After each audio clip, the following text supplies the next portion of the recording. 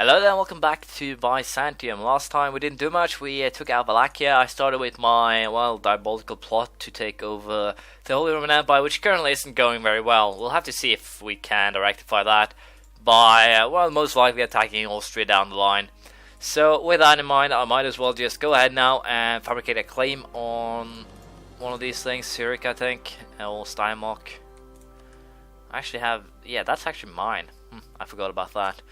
But yeah, I'll be fabricating a claim on one of these, and I think I'll actually just go ahead and fabricate a claim on one of these things. I think that's probably for the best. And yeah, the plan is now to start a offensive against these guys, simply because of the fact that it'll land me a little bit of prestige, I think, and that will be pretty well. So without any further ado, we'll simply get going and start this, gain of prestige, I guess you could call it. Even though I'm behind in tech in terms of my units being poorer, this is just plain ridiculous, the morale losses, because I'm pretty sure they don't actually have that. No, they only have 600 men on the... They have 2,000 men on the battlefield, so they should not be able to sustain this much longer. And there we go, victory is ours. And it gave me 5 points of prestige, which is basically what I expected. And also with that in mind, I think we'll be moving these two units also to the front lines here, because I'm pretty sure the Bohemians will come after us once we start doing some sieges here. So we'll see how that turns out. But for now, I'll just get going and try to cause some damage. As you can see, this is a viable tactic, simply allowing them to attack me and then move the troops in. It works actually fairly well to gain prestige like this, because of the fact that the Bohemians will continue to attack me. They will be coming back and all that. So by using this tactic, I can potentially get what I want here, which is some prestige. I've already gotten 15 prestige. My apologies. I've already gotten 15 prestige from this. So it's not a bad tactic. It actually works. So we'll see how this in the end turns out. Thanks to the fact that I was spotted in Zurich, I currently have some aggressive expansion on me, it seems. I got quite a lot. Quite a lot from that. 6 years worth of burning. So thanks to that, I'm probably also, I'm behind again in that. But once again, the guy in charge of Austria is pretty damn young, so it shouldn't matter 6 or even a decade more. But at least now I have the conquest. Wow, that is bad. That is unbelievably bad. We'll see how that battle goes, if we can turn it around or not. I'm a little bit unsure, but I think we should be able to. We do have, after all, we won that one. But the fact that they ran into my territory is a little bit annoying. But even so, we'll hunt them down. The Muscovites are also having an army here. I'm a little bit... That is just piss poor ally working thingy. The fact that they... we will be winning this battle, I think. I can't really see any reason why. 400 has retreated, 600 total in their case, basically everyone, it seems. So they should not be inflicting the damage they do here. Basically because of the fact that my army is bigger, they don't even have half their front line full with men. So yeah, they lost that one pretty severely. So I'll keep on going on basically the same note I have so far, and we'll see if we can get what we want. It would seem that the war is more or less over for me here. As you can see, I have caused some damage here. I only have 5% war score though to negotiate with the Danes. So I'll just allow this to be occupied and not do much at all. And also, I have been the course that I want to have been successfully cored. So all in all, the prestige is good.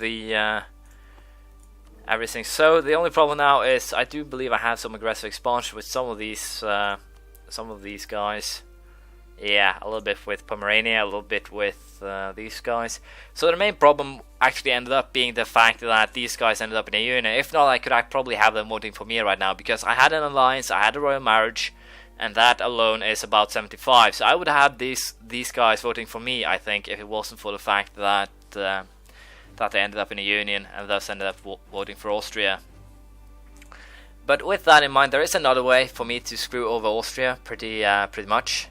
If I find one of their allies here, as you can see, or that's my allies. if I can attack one of their allies, like say, let's say Genoa here, it will be pulling in Austria most likely. So I'm attacking Genoa with the goal of turning them into a republic, I think.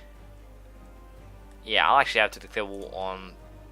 I can't actually declare war on the Austrians even, so that is definitely a problem for me. I'll have to attack someone outside of the empire that is allied with the Austrians to actually pull this off, and that is currently pissing me off a little bit. So with that in mind, we'll most likely have to make some moves pretty soon. But for now, with the thought of me going to create or trying to westernize, I will most likely just go ahead and take this one. Because I will get minus 100 in every single aspect here, so trade efficiency will help a little bit. But I'll also go ahead and I actually have to boost this one up to plus 3. Yeah, that was a bad move, but even so, I'll just have to save a little bit longer now. We'll see if I can westernize during this episode. Not, I would hope that I can. But here's the AI's stupidity shown once again. There's a huge stack of Bohemians just raging around the country, and they decide to, wow, this is the perfect moment to siege. And not only that, but they have 25,000, 19,000 armies here. Instead of, well, there they started marching in, but then it's simply too late. So, yeah. Most of the AI's fighting here doesn't really make that much sense to me. So we'll see if we can pull this off some other way. Thanks to the fact that the Bohemian stack decided to, instead of going after the million of small stacks that currently siege their homeland, they decided to move their troops up to fight mine. And with that in mind, I will be piecing out of this. There is no real reason for me to continue in a war where there is nothing for me to gain and they're actually just going after me. So what I will be having to do here is get one of these guys or get the closest one back home, and I have no idea where he is. So let's see here. Probably that guy. Send him home. And then we will be making the peace with the Danes, because, as you might imagine, there is no real reason for me to continue in a war where I won't gain anything and things will simply turn bad. I could potentially go for Lübeck, it seems, so I don't care. Give me some money if you can. So yeah, Denmark will be bribing themselves out of this one, and I also want to give up your deals with Bohemia, I think, if you can. Yes, you will. So that's my deal, and that's the deal that I got. Yes, I will get a little bit of malice for not seeing it through, as it were, but even so, it should be fine. The fact that these guys don't actually go home but decide to go through Pest is also something that pisses me off. Why? Simply because of the fact that it gives me attrition in my own lands thanks to them wandering over into my provinces. So yeah, that's a little bit bad.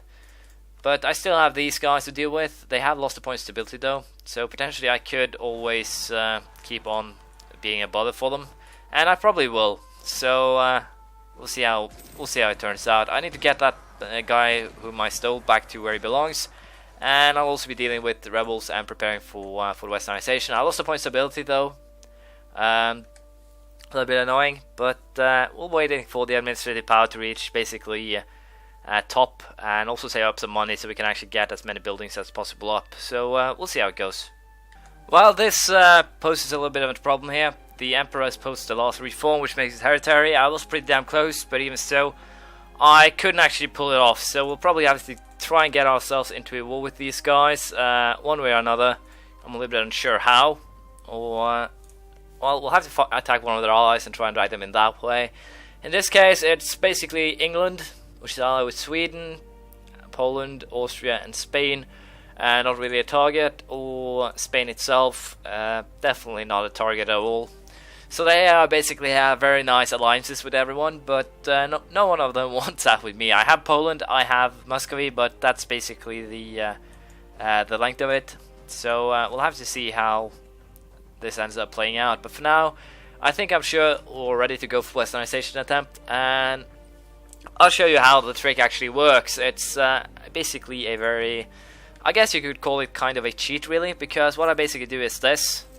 You start building admin buildings everywhere. I'll just start it and I'll get back to you and show you. So I'll be right back. As you can see, I've basically built now temples virtually everywhere. And of course I forgot to check this one, and of course I'm not far enough behind, and that screws me over once again. But I can basically give you the gist of how it works. You build admin buildings basically everywhere, like I have here. In this case, I built a ton of temples everywhere, the blue areas, and once those, once we actually started the Westernization, you simply cancel it. You get the money back, you get the admin power back, and then you use that administrative power to actually well, build the to up your stability and get the Westernization done quickly. But in my case here, I actually have to cancel everything and start over again. But now you at least get the general idea of how it works, and I will be probably be doing this once I get far enough behind. So we'll see how it turns out, if I can actually Westernize or not, and if I can, I'll be able to stand up against those who have currently been causing me some trouble. We'll see how it turns out. Not surprisingly, my guy died. He was rather old, and the 543 guy is now in charge.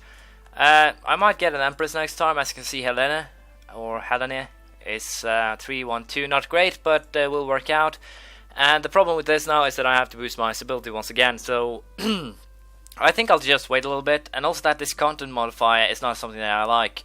So yeah, I would have killed off Tripoli had it not been the fact that they are basically under protection, and that annoys the crap out of me. Portugal, Spain, I don't even know how this tiny nations get allies like Spain and Portugal. It's kind of, or not, it's not just kind of, it's very annoying.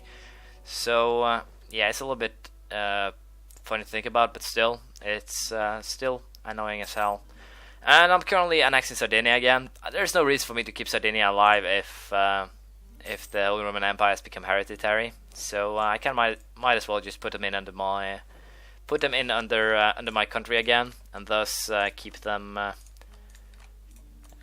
basically integrate them again, so I get a little bit more money, a little bit better tax base and such. So yeah, but once again, the Ottoman problem will most likely have to be solved other way than the extra manpower and money that I would have gotten from the Holy Roman Empire. And as you see there, Muscovy has already started its war against Ming. So it'll be a little bit interesting to see how Muscovy actually ends up over here, but it's also a little bit weird since they don't actually share a border. So I guess the Horde here is granting Muscovy some military accesses or such, but even so, as you can see, they are rather huge, and I will be using them to help me here with the Ottomans, because one way I might actually have to deal with this is declaring a holy war, sieging all of the Ottoman lands, make a deal with the Ottomans, then make a deal with Portugal, where I will probably hand over Sardinia, release something else as well, then just make a deal with them again and get done with it that way. It is a possibility. I could always also just sit around and wait for the Portuguese to be busy elsewhere, but the fact is that union with France makes them a very scary thing, and also the fact that they are allied with the Spaniards. So as you see, Ottoman has Thuringia, Trier, Spain. So, but other than that, it's kind of annoying that this area here is actually against me. But what I can do, of course, is then try to get myself an alliance with England, bring them into the war. And if I could actually have kept an alliance with Austria and Bohemia, that would have been great as well, because then I could use them to my advantage. I'm a little bit unsure if I can get Sweden on the positive side, because they do actually have oppose some sort of power in the north. I believe they have a bunch of ships too. So if we take a quick look on the ledger here, military-wise, how are we doing? We're behind Spain, France, and Portugal. Not really surprised, or we're behind Spain and France, but ahead of Portugal. So what we can do, of course, here with well, the Ottomans, they're all the way down there. They have 44,000 men. So potentially I could go ahead and try and screw over the Ottomans in terms of creating an army, and basically just, as I said, take the Ottoman lands, take what I want there, and then make a deal with Portugal, where I'll lease, for example, Sardinia again. Might even have to go as far as release Sicily. But even so, it should work out fine, because I can just once re-vassalize them, just like I did with Sardinia, and annex them that way. So it's not really a loss, it's simply I will allow these guys to stay independent for a little while as a reparation for taking a lot of land of the Ottomans. So yeah, that is one way of looking at it, and that is probably what I will end up doing here. Abkhazia, Imereti. The only problem here is, well, I only need Trebizond, but even so, I'm a little bit unsure if I were to declare war on these guys, that the